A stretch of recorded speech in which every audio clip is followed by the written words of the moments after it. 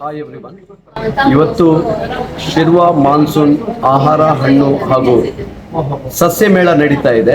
ಅಂದ್ರೆ ದಿನಾಂಕ ಇವತ್ತು 21 ಅಂದ್ರೆ ಶುಕ್ರವಾರ, ನಾಳೆ 22 ಶನಿವಾರ ಮತ್ತು ನಾಡಿದ್ದು ಆದಿತ್ಯವಾರ 3 ದಿನಗಳ ಕಾಲ ಇಲ್ಲಿ ಶಿರ್ವಾದ ಸಾವುತ್ ಸಭಾಭವನದಲ್ಲಿ ಶಿರ್ವ ಮಾನ್ಸೂನ್ ಆಹಾರ ಹಣ್ಣು ಹಾಗೂ ಸಸ್ಯ ಮೇಳ ನಡೆಯುತ್ತಿದ್ದು, ತಮಗೆಲ್ಲರಿಗೂ ನಾನು ಈ ಒಂದು ಮಾಧ್ಯಮದ ಮೂಲಕ ಸ್ವಾಗತವನ್ನು ಮತ್ತು ಈ ಒಂದು ಕಾರ್ಯಕ್ರಮವನ್ನು ಯಶಸ್ವಿಗೊಳಿಸಲು ನಿಮ್ಮಲ್ಲಿ ಕೇಳ್ಕೊಳ್ತಾ ಇದ್ದೇನೆ.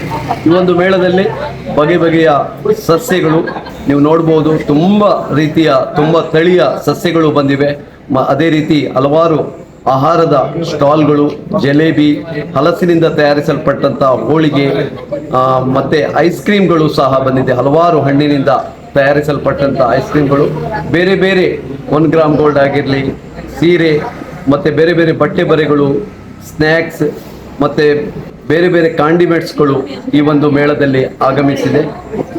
ತಾವೆಲ್ಲರೂ ಹೆಚ್ಚಿನ ಸಂಖ್ಯೆಯಲ್ಲಿ ಬಂದು ಈ ಒಂದು ಮೇಳವನ್ನು ನೀವು ಯಶಸ್ವಿಗೊಳಿಸಬೇಕು.